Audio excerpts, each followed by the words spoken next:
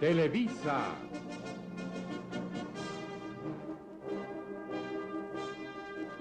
Bajo el patrocinio del Instituto Mexicano del Seguro Social, presenta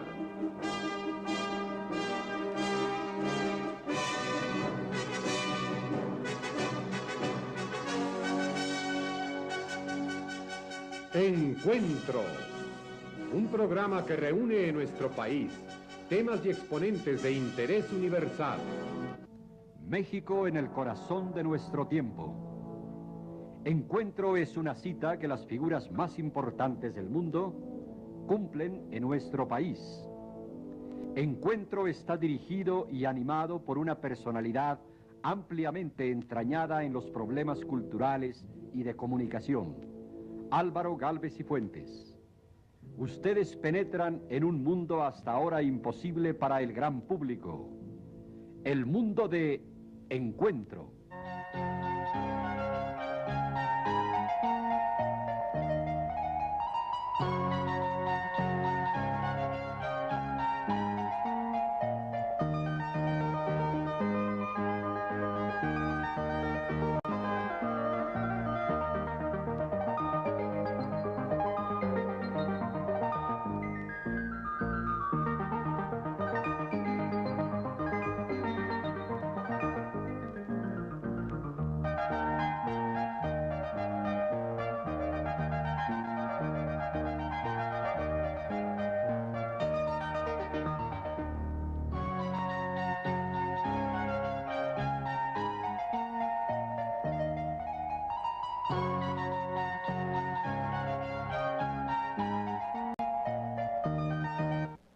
Buenas noches. Un refrán. Los refranes condensan siempre como un relámpago toda la luminosa sabiduría del pueblo.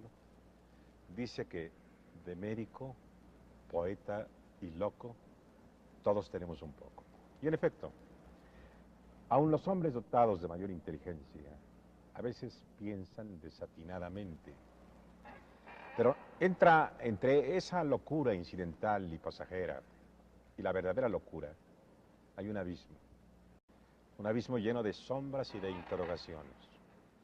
Uno de los espectáculos más deprimentes es el de contemplar una mente en ruinas y saber lo limitado de los recursos de la ciencia para poner remedio a ese desastre. ¿Qué se sabe de la locura y de sus implicaciones dentro de la sociedad contemporánea? Para reanudar nuestra conversación sobre este tema, hemos vuelto a reunir a personajes ya familiares para ustedes. El doctor Franco Basaglia, de Italia. El doctor Guillermo Calderón Narváez, de México. El doctor Igor A. Caruso, de Austria. La doctora Marie Langer, de Argentina. El doctor Miguel Ángel Pérez Toledo, de México. El doctor Thomas Szasz, de los Estados Unidos.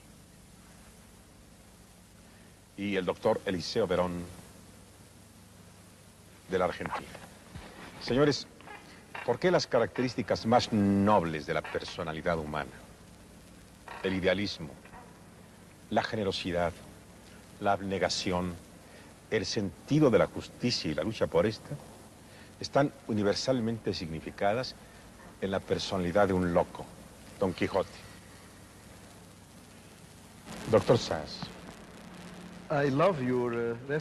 Me encanta su referencia a Don Quijote, pero con todo respeto, diré que no estoy de acuerdo en caracterizarlo en ningún sentido como un loco.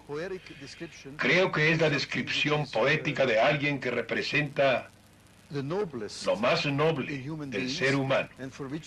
Aquí se puede aplicar un bello proverbio inglés que espero pueda traducirse con la misma calidad al español. Hay un refrán en inglés que dice que si un hombre quiere ser un hombre, debe alcanzar lo que está más allá de su alcance. En otras palabras, debe querer más. Su ambición debe ir más allá de lo que puede realizar. Pero Don Quijote es una caricatura. Es un hombre que quiere lograr más de lo que es posible lograr. Si un hombre no trata de hacer exactamente eso, entonces ha vendido su autenticidad, su meta en la vida. ¿Qué le queda más que ser un esclavo, literal o metafóricamente? Doctor Caruso.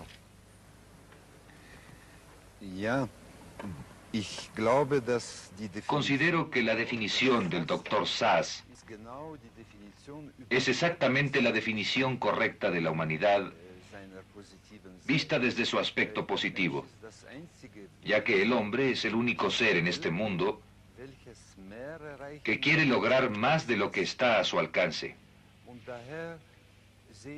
Y es allí donde veo en su pregunta, señor licenciado, un punto muy importante. Los enfermos mentales y los locos se encuentran uno junto al otro. Ellos ven sendas, caminos y mundos que nosotros no percibimos. Y de allí también la posibilidad, la oportunidad de los enfermos de encontrar en alguna forma el camino para llegar a estos mundos imaginarios. Huggins Jackson, distinguido neurólogo, decía que el que descubra el enigma de los sueños descubrirá el secreto de la locura. ¿Es cierto que los sueños tienen un significado? Sí. Doctora Lanca. Es de ahí donde empezó Freud para descubrir dos cosas. Uno, lo mencioné la otra vez, que todos tenemos nuestra locura porque nuestros sueños son idénticos con los delirios. Y dos, que al aprender, interpretar, es decir, entender el contenido latente de los sueños, aprendimos también a entender y a ver un contexto lógico, aunque oculto a primera vista, detrás de cada delirio. El delirio aparentemente irracional también tiene su lógica y su racionalidad, pero hablado en otro idioma, cuyas reglas tenemos que conocer para poder descifrarlo. Doctor Rivero. Quisiera simplemente añadir un comentario a esto. En los pasados programas se dijo, yo dije en un momento que normalidad y anormalidad no se podían separar. Dicho de otro modo, racionalidad y irracionalidad no se podían separar. De alguna manera, aquí se dieron dos ejemplos de esta relación necesaria entre las dos cosas, digamos. Por un lado a nivel social, por otro lado a nivel individual.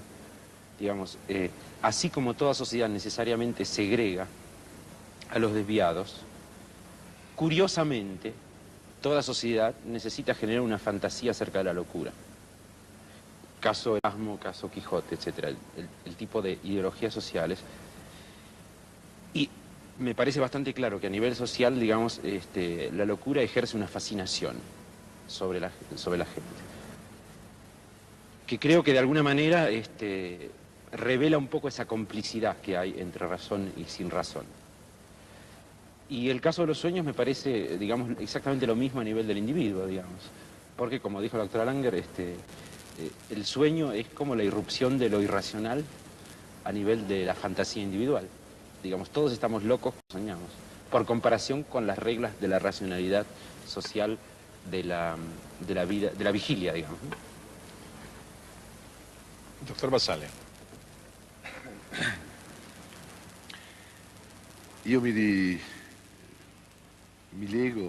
Me solidarizo con Don Quijote de quien se está hablando.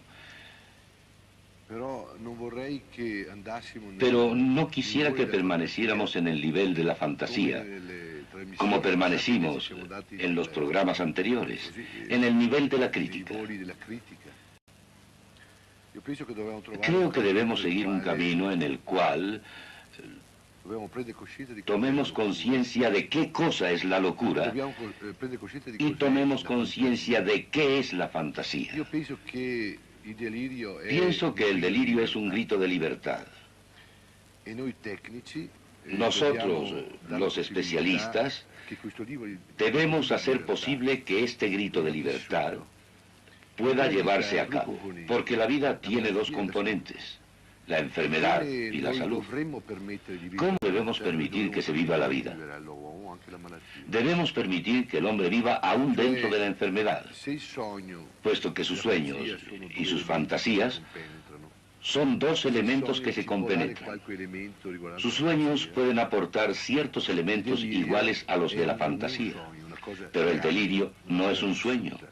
Es una cosa real, algo que se vive. Y es sobre esta cosa realmente vívida sobre la cual los psiquiatras debemos obrar. No debemos ser Don Quijote, no debemos ser ni Don Quijote ni Sancho Panza.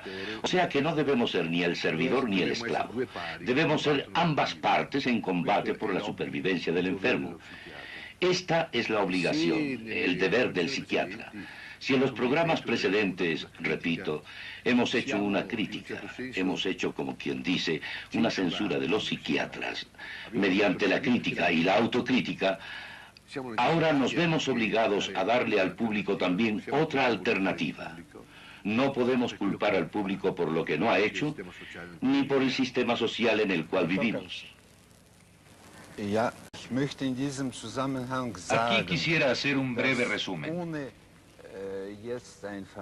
Sin ser un fanático ferviente seguidor de Freud, quisiera que no olvidáramos que fue precisamente él, en el siglo XIX, el siglo del racionalismo, el siglo donde se dio un gran paso adelante, fue él quien le dio crédito a la locura.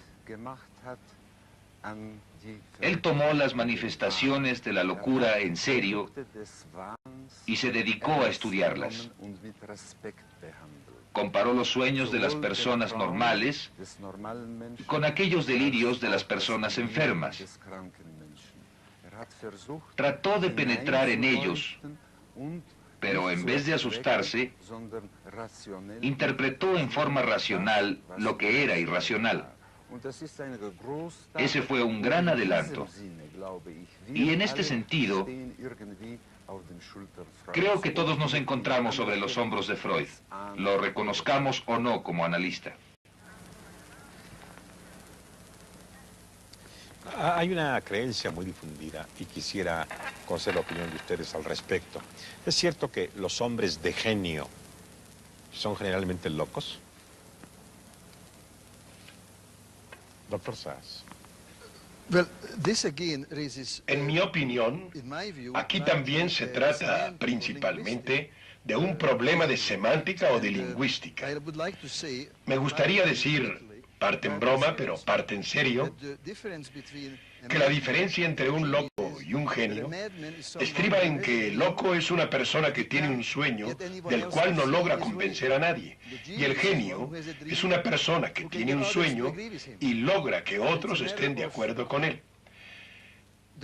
Es solo un caso de la complicada interacción entre la soledad y la intercomunicación humana. Cuando una persona sueña algo sola, y esta es la única forma en la que se puede soñar, si ese sueño permanece como un acto solitario, como en el caso de Don Quijote, entonces lo llamamos loco. Pero si la persona logra que otros estén de acuerdo con ella, entonces lo llamamos un gran líder religioso, un gran líder político, un gran líder científico, solo porque hay quienes lo sigan. Pero quisiera añadir lo siguiente, que esta es solo una diferenciación empírica entre la locura y el genio. Es solo una valorización social. Aquí surge otro aspecto del que hemos hablado y sobre el que estoy de acuerdo, y ese es que los psiquiatras pueden contribuir a esta creatividad y liberación del hombre, de ese soñador, Pero el problema se encuentra en que cuando la gente tiene éxito en algún ramo, sea el que fuere, religión, negocios, psicoanálisis, inmediatamente se organiza. Y no son los individuos los que se corrompen. Ya hablamos en los programas anteriores sobre la conducta de los psiquiatras. Yo no traté de criticar a los psiquiatras individualmente. Son las organizaciones. Y esta es una ley de la vida. Las que se convierten en una fuerza de opresión, sean organizaciones religiosas, psiquiátricas, legales o lo que sea. La gente debe cuidarse de esto. Doctor Pérez Toledo. Yo creo que se podría explicar a la conducta normal, digamos, en cuanto a la pregunta que hizo usted sobre si un genio se parece a un loco.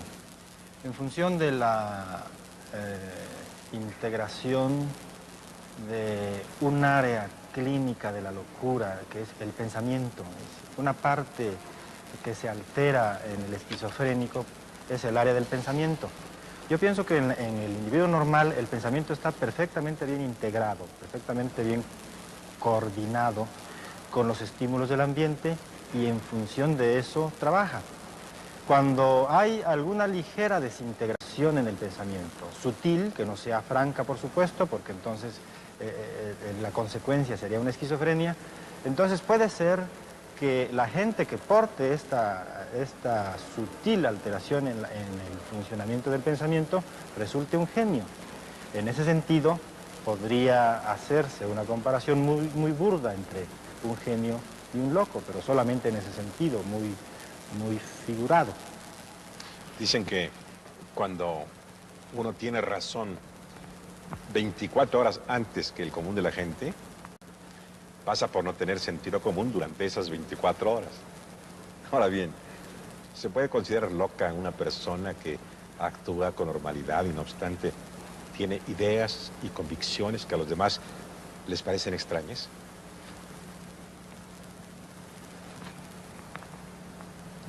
Un innovador, un hombre valiente, que pesa con una audacia que no corresponde al común denominador del pensamiento de los demás. Se adelanta a su tiempo. Doctor Sars. Aquí otra vez no tenemos que especular. La historia reciente está llena de ejemplos muy dramáticos.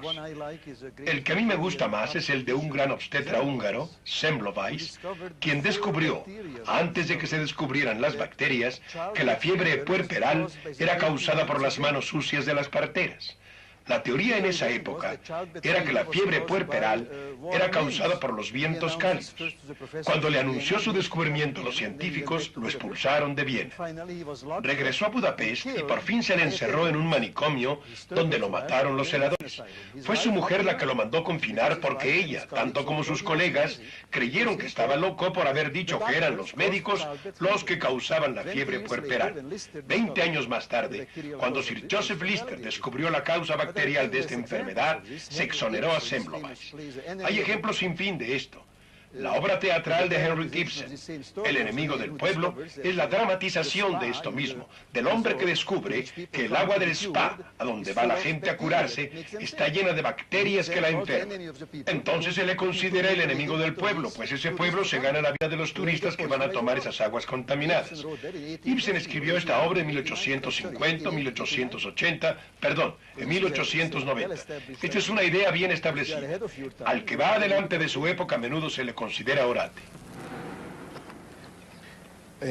En algunas de las afirmaciones que hizo el doctor Caruso, dejó caer un dato extraordinariamente significativo. Dijo que la esquizofrenia era más abundante en las clases sociales modestas. ¿Por qué?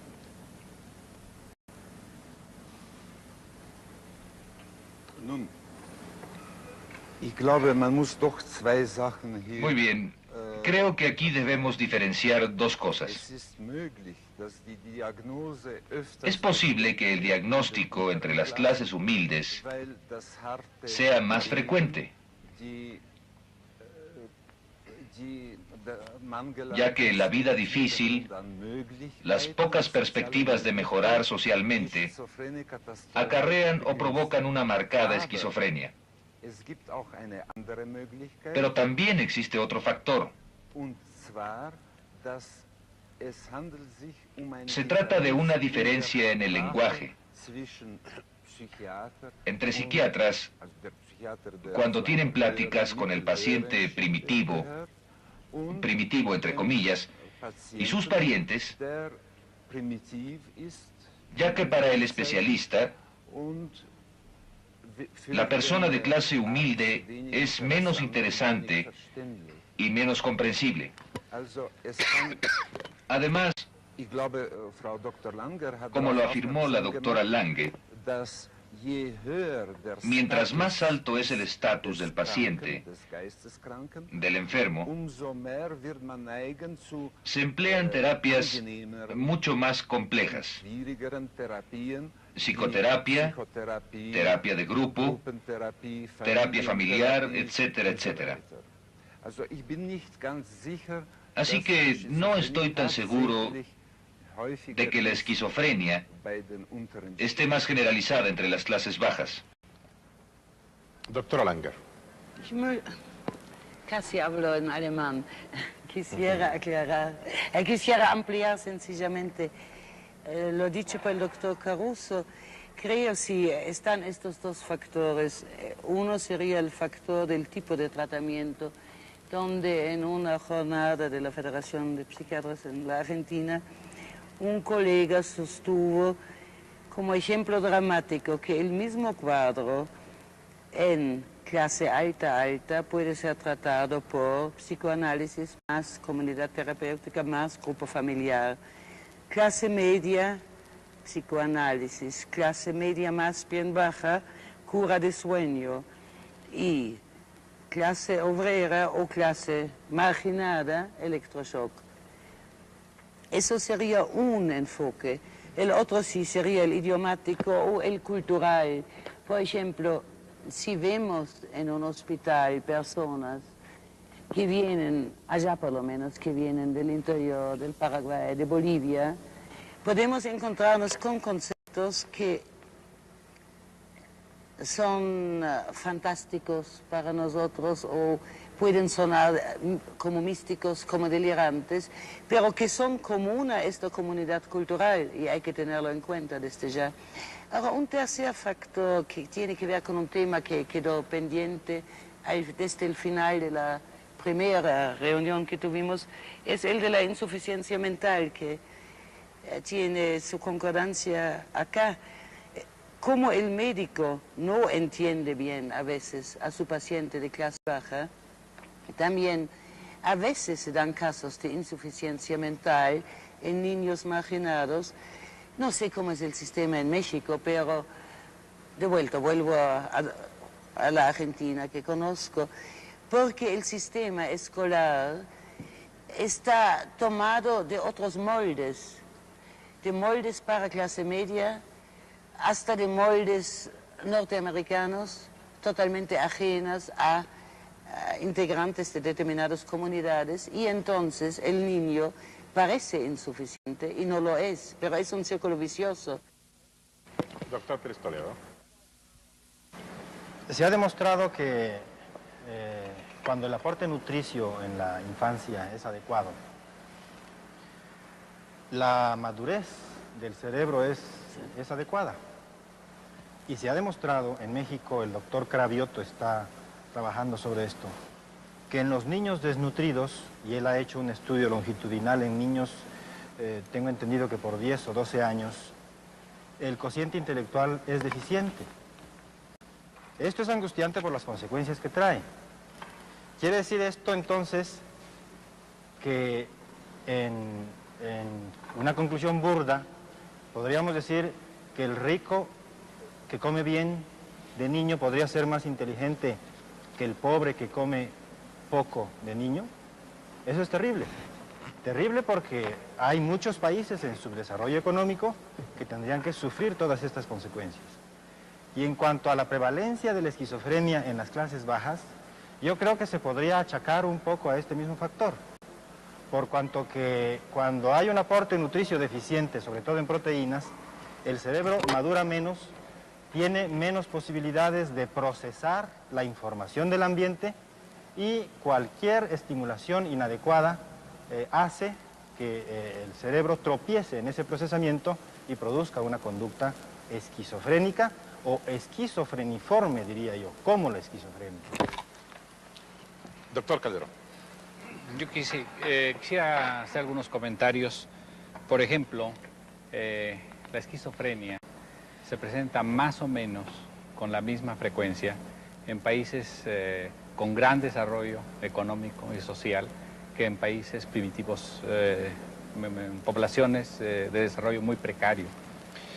En segundo lugar, que si bien la esquizofrenia sí se presenta o parece presentarse más en las clases económicamente débiles, hay otra psicosis, la psicosis maníaco-depresiva, que por el contrario se presenta más en las clases que están en mejor posición. Por ejemplo, en estudios en el ejército se presenta más entre los oficiales que en la tropa. Proporcionalmente se presenta más entre profesionistas que entre artesanos, en función de porcentual. Y en relación con lo que señalaba de la deficiencia mental, ya el doctor Pérez Toledo señaló el aspecto nutricional. También quisiera yo enfatizar el aspecto de la atención del parto. Sí. En un país con buenos servicios médicos, con buenas posibilidades económicas, el parto se atiende en muchas mejores condiciones. En países como el nuestro, lamentablemente, muchos son atendidos por empíricas y precisamente por eso en la actualidad uno de las inquietudes del gobierno es que ya que no hay suficientes médicos ni suficientes parteras para atender a todos los niños que nacen en estas zonas muy aisladas, por lo menos entrenar a estas empíricas para que lo hagan mejor. ¿Y el alcoholismo propicia la locura? Definitivamente en la clasificación internacional hay varios cuadros psicóticos de trastorno mental determinados por el alcoholismo. Uno de los más conocidos es el delirium tremens, psicosis de Korsakoff, paranoia alcohólica e inclusive un deterioro orgánico después de mucho tiempo de que un individuo consume alcohol. Así es que definitivamente sí. ¿Y la drogadicción? Sí, naturalmente. Digo, esto está perfectamente bien demostrado. Tanto el alcoholismo como la drogadicción producen alteraciones orgánicas cerebrales y esto es lo que determina la producción de la psicosis. Naturalmente que la adicción tenga que tener una historia o una evolución o un tiempo de estarse produciendo para que se produzca la psicosis por un deterioro cerebral. Es decir, y lo grave de esto es que el alcoholismo, por ejemplo, produce un deterioro irreversible, obviamente. Entonces el alcohólico que deja de beber después de determinado tiempo, si ya sufrió un deterioro, no regresa el cerebro a su condición original. Esto es lo terrible. Es decir, ya quedó deteriorado para toda su vida de ahí en adelante. Su atención un instante para nuestro escenario. Este es uno de los más bellos edificios en el corazón del México Viejo. Las calles de Academia 22, junto a Emiliano Zapata. Es un antiquísimo edificio que otrora fue el Hospital del Amor de Dios en épocas de la colonia. Y que al convertirse en sede de la Escuela Nacional de Artes Plásticas, fue objeto de una serie de ampliaciones y modificaciones que lo convirtieron en una original construcción de corte renacentista, con una magistral fachada diseñada por uno de sus más distinguidos directores, el arquitecto italiano Javier Cavallari, mismo al que se debe la nivelación general de la Ciudad de México y que hizo fijar en las esquinas el azulejo blanco y azul con la línea de nivel que aún puede encontrarse en las calles del México antiguo. Estamos en la prócer y venerable Academia de San Carlos, que ha contado entre sus ilustres directores a hombres como Manuel Tolsá, José Bernardo Couto, Santiago Rebull, Carlos Lazo, Manuel Toussaint, Diego Rivera, Ignacio Asúnzolo y muchos otros. Aquí, donde el genio humano ha acumulado tanta perfección, conversamos sobre los problemas de la mente.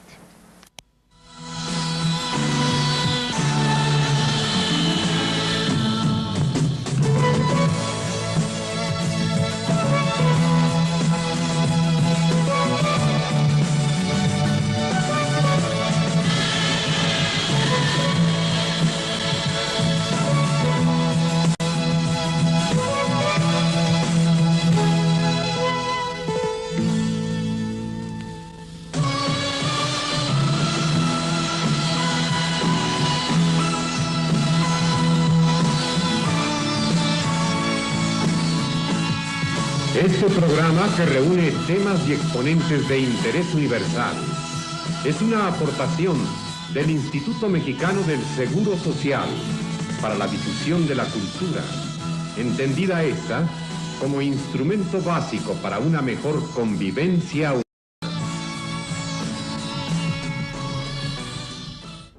La locura constituye un problema grave de proporciones mundiales. ¿De qué magnitud? Doctora Langer. Yo creo no se puede decir en el mundo porque justo difiere de sociedad en sociedad. Por ejemplo, no conozco la China socialista, pero hay un libro de un famoso psiquiatra que falleció hace relativamente poco, de don Gregorio Berman, psiquiatra latinoamericano, que describe el problema de salud mental en China. Y yo diría, como ya se citó el ejemplo de Chile, donde hay una comunidad que lucha muy solidariamente para un solo camino, por un lado se provoca menos psicosis y por otro lado el psicótico es integrado, rehabilitado con mucho más facilidad, porque entra en todo un proceso sumamente solidario. Entonces creo de vuelta que difiere de país a país, como el problema de la adicción a las drogas difiere de país a país. Doctor Calderón. Yo quisiera insistir en algo que mencionamos en uno de los programas anteriores, y es el concepto moderno de salud mental comunitaria. Dije entonces que la tendencia es a prevenir y no a curar. En todas las ramas de la medicina está demostrado que sale más barato prevenir que curar. Y como hemos mencionado, si tenemos una sociedad enferma, la prevención debe ir directamente a la sociedad, directamente a la comunidad. Tenemos que hacer un mundo más sano desde el punto de vista social, y esto lo único que puede lograrlo son estos nuevos programas que van directamente a la comunidad, a las casas, a las escuelas, a las fábricas, para tratar de que las gentes convivan en mejores condiciones, y esto indudablemente tendrá que dar resultados satisfactorios porque se producirán mucho menos problemas. Doctor Basalo. Estoy de acuerdo con el doctor Calderón en que es necesario cierto tipo de prevención, ya que lo importante no es curar la enfermedad, sino conservar la salud. Esto es de suma importancia y es el deber del médico. Pero en el mismo momento en que elaboramos programas para este fin, la prevención y conservación de la salud, debemos también modificar la sociedad, porque la sociedad y el sistema social son enajenantes. Me refiero a lo que decía la doctora Langer, a propósito del libro de un amigo mutuo que murió hace poco, el doctor Bergman. Él tomaba como ejemplo el problema de la prevención de la enfermedad en China. Me gustaría que estuviera en este programa también mi esposa, que colabora conmigo y que ha estado en China y ha visto la situación real allá. China tiene manicomios, tiene especialistas, tiene médicos psiquiatras, pero son personas que socorren al enfermo. En China impera también otro aspecto muy importante. No tiene tendencia a marginar como lo hace nuestra sociedad. Este es el problema, porque nosotros elaboramos programas que previenen la salud, que previenen la enfermedad, perdón por este lapsus lingüe, pero que marginan a las personas al mismo tiempo. Esta contradicción es prácticamente creada por los especialistas, y luego esos especialistas tienen que curar la marginación. ¿Y qué piensan ustedes de la actitud de algunos gobiernos totalitarios que ante la rebeldía de algunos hombres de pensamiento los recluyen en sanatorios para someterlos a tratamiento psiquiátrico? Doctor Basale. La pregunta me estimula. Porque evidentemente existe la convicción de que los intelectuales que disienten están en peligro de ir a parar al manicomio. La verdad es que a algunas personas en la Unión Soviética se les ha encerrado en el manicomio por no pensar como el gobierno imperante. Esto ha provocado una protesta mundial, el hecho de que a los intelectuales, a los hombres de genio, se les encierre en manicomios. Lo que no me explico es por qué no se le da la misma publicidad a todos los casos de personas a quienes se confina en manicomios por ser rebeldes. Porque son di ribelli. Doctor Caruso.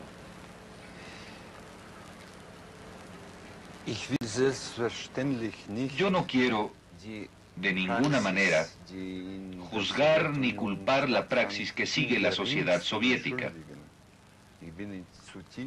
Pero ya que estamos dentro del tema, diré que cuando hay alguien mentalmente inconforme, ya sea en la Unión Soviética o entre nosotros, en nuestra sociedad, se le acostumbra a reprimir en forma leve o profunda. Esta represión tiende a provocar actos criminales y enfermedades mentales. Y precisamente por eso, creo que debemos tratar con respeto a aquellas personas mentalmente enfermas que actúan de manera distinta, que piensan en forma distinta y sienten distinto, que tienen otros gustos. Ahora bien, lo que digo aquí puede ser solo un recurso y no tener ninguna consecuencia. Yo creo, sin embargo, que se debe confiar en el psiquiatra. El psiquiatra debe contar con la confianza de la sociedad. Debe ser muy abierto en su trato con los enfermos y con los rebeldes. E inclusive debe tratar de aprender de ellos. Si no lo hace, entonces el conformismo aparecerá de nuevo en la psiquiatría. Señores, y las leyes actuales, las leyes que rigen el trato con los enfermos mentales, ¿son las adecuadas?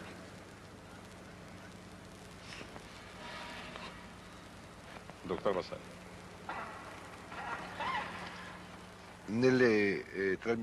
En los programas precedentes me referí justamente al origen de las leyes. Las leyes de la psiquiatría nacen con el nacimiento de la psiquiatría misma. Las leyes, como ya dije, que existen en muchos países del mundo, aunque no en todos, deberían ser una protección para el enfermo y una protección para la sociedad. Sin embargo, la ley se transforma siempre en una protección para la sociedad y jamás para el enfermo. Hay una cosa en la que insiste mucho el doctor Saas y que me parece sumamente justa, aun cuando después surjan contradicciones en las cuales no nos podamos poner de acuerdo. Y esa es que la ley crea dos tipos de enfermos, el paciente voluntario y el paciente involuntario. El paciente voluntario puede curarse porque él lo desea, y la ley está de su parte. Hablo de los enfermos de los hospitales generales, por ejemplo. En cambio, al paciente involuntario se le recluye porque puede dañar a la sociedad. Se trata de una especie de interno en un hospital que está sujeto exclusivamente a la voluntad del médico, puesto que es el médico el que determina quién está bien y quién está mal. Esto nos lleva irremediablemente a una situación de coacción de la persona, que es una situación extremadamente dañina. Existen los manicomios y una persona no puede entrar ni salir de ellos voluntariamente porque la ley se lo prohíbe. Es como si estuviera preso. Una persona está sujeta a la voluntad del médico porque el médico representa la ley y no la ciencia. Aquí vemos cómo la ciencia está sujeta a la ley y no la ley a la ciencia. Así, podemos ver cómo el caso se convierte en política y cómo el médico puede hacer con el enfermo lo que quiera. Hoy decide de un modo, mañana de otro. Doctor Pérez Toledo. Me está inquietando desde hace rato la posición del doctor Bassaglia. Él parece que está preocupado de que la clase burguesa, la clase acomodada, reciba un tipo de atención psiquiátrica y la clase humilde, económicamente humilde, reciba otro tipo de segunda, digamos, de atención psiquiátrica. Me inquieta porque esto en México no lo vivimos. Aquí el Estado está muy preocupado por la atención psiquiátrica a las clases humildes. Y yo me atrevería a afirmar que en México la clase humilde está mejor atendida desde el punto de vista psiquiátrico a través de las instituciones del Estado o paraestatales que la propia clase acomodada, que recurre más bien a los tipos de tratamiento dinámicos, al psicoanálisis. De modo que eso en México no existe. Por eso me estaba inquietando y quería hacer esta aclaración. Ahora, otra cosa que me desconcierta de la posición del doctor Bassaglia es que parece que está criticando demasiado a la costumbre, por decirlo así, de recluir a los enfermos psiquiátricos en un hospital.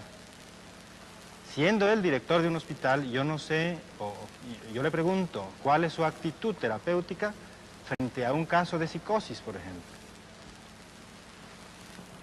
¿Y usted contestar, doctor? Me da mucho gusto escuchar que México ha resuelto su problema psiquiátrico. O sea, que ha resuelto el problema de dar una asistencia psiquiátrica igualitaria. Me da gran placer saberlo. Pienso que México ha resuelto la problemática de la medicina. Por lo tanto, ¡viva México! En cuanto concierne al problema de las instituciones psiquiátricas, yo, como director de una comunidad psiquiátrica, me someto a todas las leyes de mi país. Leyes que reprimen a la persona que va a recuperarse a un hospital. Sin embargo, yo me opongo al uso de la represión, basándome en las mismas leyes, porque, como repito, la ley tiene dos caminos. Un camino para liberar al hombre y otro para reprimir al hombre. Por ejemplo, ya que usted me hizo la pregunta, le respondo que mi hospital está totalmente abierto. Los enfermos pueden entrar y salir. Porque en el momento en que se responsabiliza al loco, resulta que el loco está menos loco de lo que podía imaginarse. El loco responsabilizado tiene una relación distinta, una relación de dependencia de la coacción. El loco, cuando sabe que puede salir, puede liberar un poder terapéutico hacia otros locos, puesto que sabe que se ha convertido en un ser humano. Este no es un descubrimiento mío, es un descubrimiento del pragmatismo inglés, un descubrimiento de la comunidad terapéutica, en la cual los individuos pueden servirse del poder terapéutico de otros en beneficio propio. Entonces no se sabe quién es el que cura y quién es al que curan. Si usted entra en la comunidad terapéutica, fácilmente confunde al médico con el enfermo, porque el enfermo se rehabilita, tiene otra relación con los demás. El enfermo resulta ser libre, ya no está bajo coacción.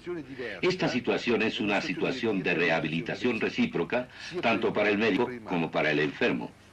Y ya que estamos en el tema, en términos generales, digo en términos generales porque la situación cambia en cada país, ¿las instituciones psiquiátricas modernas son las adecuadas? Yo creo que el doctor Bassaglia acaba de exponer los diferentes criterios. Me extrañó mucho cuando el doctor Pérez Toledo dijo la clase obrera acá es mejor atendida justamente porque no recurre a psicoterapia, y ahí chocan, creo, nuestros conceptos, porque la clase media recurre a psicoanálisis, psicoterapia, etc. Creo que ahí hay dos enfoques muy diferentes.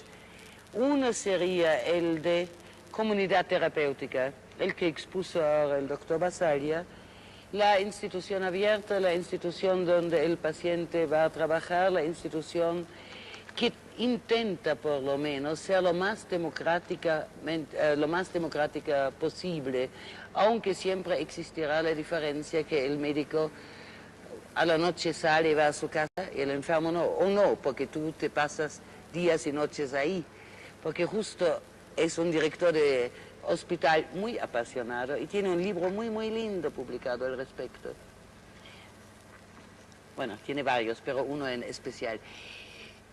Y una institución en la cual uno intenta dar el mínimo de drogas y el máximo de comprensión. Y está el otro enfoque de tratamiento donde se trata con más rapidez, tal vez a veces es cierto, pero donde se trata con un máximo de psicofármacos, con shock más o menos, y un mínimo de psicoterapia. ¿Y qué significa psicoterapia? Hablo ahora no si es análisis o no es análisis, sino psicoterapia significa entender el delirio para entender el conflicto que enfermó. Y droga o shock significa reprimir o tapar el delirio y entonces no llegar a la comprensión. Y yo creo que esa es la diferencia fundamental. Yo quiero aclarar una situación que no me expliqué para la doctora Langer. Yo dije que en México la clase económicamente humilde podría en algún momento estar mejor atendida desde el punto de vista psiquiátrico por las instituciones oficiales o paraoficiales que existen. No quise decir que en estas instituciones no se utilicen, por ejemplo, la psicoterapia. Se recurren a todos los métodos, excepto el psicoanálisis. Y yo dije que la clase acomodada en México está atendida más bien por sus recursos económicos con el psicoanalista. Pero reitero la ventaja institucional de que se utilicen todos los recursos terapéuticos, excepto el psicoanálisis, porque no es funcional desde el punto de vista institucional. El psicoanalista tendría que utilizar 50 minutos para cada paciente y entonces un médico que trabaja 8 horas en una institución vería 8 pacientes, lo que es Doctor Sass. Solo quiero hacer un breve comentario porque ya di mi opinión sobre este tema en los programas anteriores. Pero quisiera repetir que yo, en lo personal, me opongo terminantemente a cualquier clase de psiquiatría involuntaria, sobre todo tratándose de hospitalización. Y si pudiéramos ponernos de acuerdo en esto, se resolverían todos los problemas de carácter político, etc. Si no hubiera hospitalización involuntaria, no podrían recluir a nadie por la fuerza. El primer punto que quisiera mencionar es que ha habido mucha discusión en estos programas sobre todas las clases de tratamiento que se le da a la gente.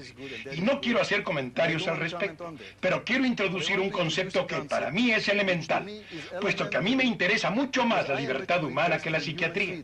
Y eso no es si una persona recibe tal o cual tratamiento, sino el aclarar si el individuo tiene o no el derecho calificado de rechazar el tratamiento, de rechazar al psiquiatra, de decir no lo quiero a usted, usted no es mi médico, este no es mi hospital, déjenme en paz. ¿Tiene o no el individuo ese derecho? Pues hasta que no tenga ese derecho, la psiquiatría no servirá de nada. Doctor Verón, muy breve. Sí, yo quería decir un poco lo mismo, tal vez en otros términos que lo que acaba de decir el doctor Sass. Sobre su pregunta acerca de si las instituciones psiquiátricas actuales son buenas o no, yo creo que de alguna manera en el curso de la discusión aparecieron ciertos criterios. Yo diría en términos generales, y retomando un poco también algunas cosas que dijo el doctor Basaglia, toda institución psiquiátrica, sea cual fuere su fundamento terapéutico, etc., que esté centrada en el tratamiento de la enfermedad como control, debe desaparecer. Existen otras alternativas, este es el problema que aparece. Existe la alternativa de una institución orientada, como decía el doctor Basarri, hacia la liberación del enfermo mental, y ahí es donde uno entra en contradicción. Y esa es la contradicción que creo que todos vivimos y hay que hacerla bien clara. Porque esa institución, a su vez, está dentro de una sociedad. Digamos, y yo creo que no hay que hacer las cosas fáciles, digamos. Y hay que poner bien en claro que cualquier persona que rechace el criterio del control y que esté en una institución psiquiátrica está no solo en contradicción consigo mismo, sino en contradicción con el contexto que lo rodea. Y es en ese momento, creo yo, donde esta cuestión ya supera totalmente la psiquiatría y se transforma en un problema político. Intervengo porque quiero agregar algo. Resumiendo lo que decía Sass y lo que decía Verón, el problema del manejo del manicomio debe ser contradictorio, porque si no es contradictorio, o es todo tolerancia o es todo violencia. La violencia y la tolerancia son dos cosas que debemos eliminar, porque la tolerancia lleva a una violencia enmascarada, y la violencia es violencia en sí. La institución que yo respaldo es una institución en la cual el paciente puede entrar y salir, y en la cual puede tener una relación de reciprocidad con el médico. El paciente debe tener alternativas. El médico debe tomar el riesgo de la libertad que le da al enfermo y viceversa. De esto se trata la libertad, porque no puede ser una libertad regalada. La libertad debe ser una opción recíproca. Como dice el doctor Sass, si el enfermo no quiere algo, debe saber, al igual que el médico, por qué no quiere ese algo. Esta reciprocidad es el fulcro, el foco de la vida. Porque si no hay libertad habrá solo control, solo violencia, solo tortura y solo muerte. Entonces las instituciones tendrán que ser eliminadas porque se dedican a controlar. Para concluir, dos preguntas y les suplico dos respuestas brevísimas. ¿Pueden tomarse medidas para prevenir y evitar la locura? Sí, doctor definitivamente. Por lo menos en muchos cuadros. Existen algunos en los cuales hay factores de tipo genético, hereditario, en los cuales es poco lo que se podría hacer. Pero en muchos de los otros problemas sí hay medidas que, si no evitarían que se presentara el problema, sí podrían disminuirlo y hacerlo de menor intensidad. Y con una brevedad, cada uno de ustedes, podrían indicarnos muy brevemente, ¿no?, un consejo básico para ayudar a una persona a conservar su salud mental. En unas palabras, doctora. No, consejo general válido para cada persona y circunstancia, creo que no. Doctor Caruso.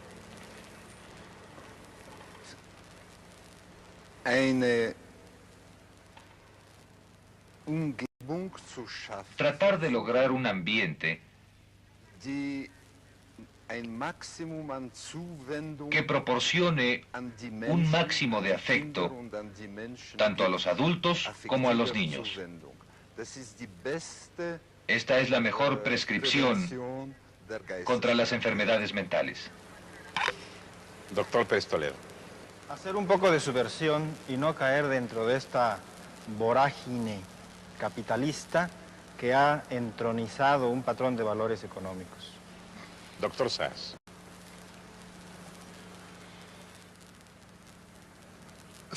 Primero quiero decir que no creo que exista ni la enfermedad mental ni la salud mental, como dije antes.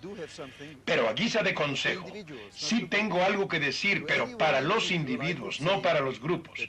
A cualquier individuo, a él o a ella, les diría que deben poner todo de su parte para sostener y siempre aumentar su autoestima y cuidarse hasta el máximo de cualquiera que trate de disminuírsela, sobre todo si pretende hacerlo en función de una ayuda determinada.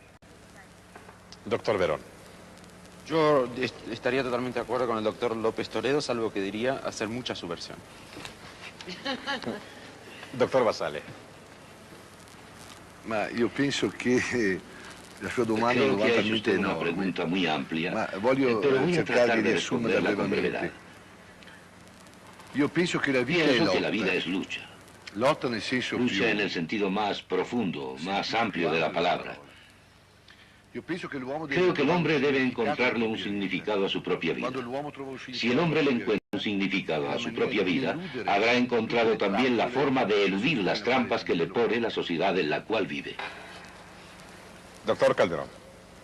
Yo pienso que la mejor forma de encontrar la salud mental es trabajar en un lugar que sea escogido por nosotros mismos y en donde se trabaje a gusto.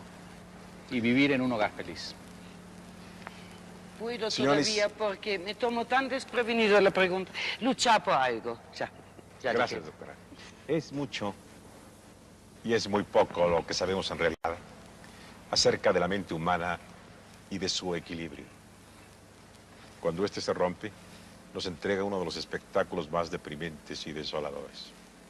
Seguramente, uno de los frutos más positivos de este encuentro será desarrollar un mejor entendimiento respecto a los enfermos mentales, una mayor conciencia de la responsabilidad que el grupo social tiene frente a ellos y, desde el punto de vista de cada individuo, la importancia de familiarizarse con ciertas normas que ayuden a conservar vivo y luminoso dentro de nosotros mismos ese fuego de Prometeo que nos iguala un poco con los dioses, la razón, el bien más preciado de la naturaleza humana.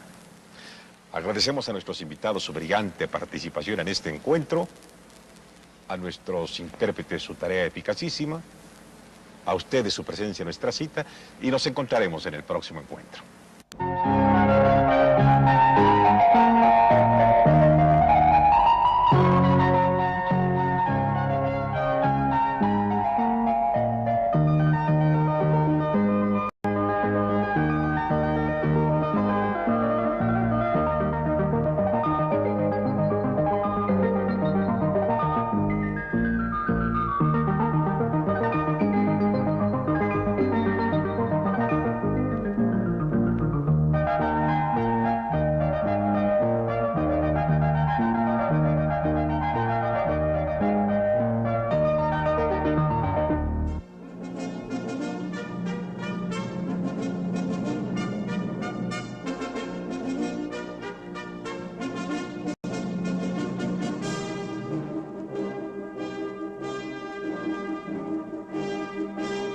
Televisa, bajo el patrocinio del Instituto Mexicano del Seguro Social,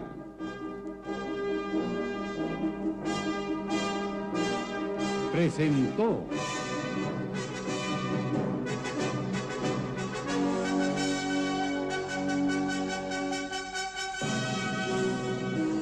Encuentro, un programa que reúne en nuestro país temas y exponentes de interés universal.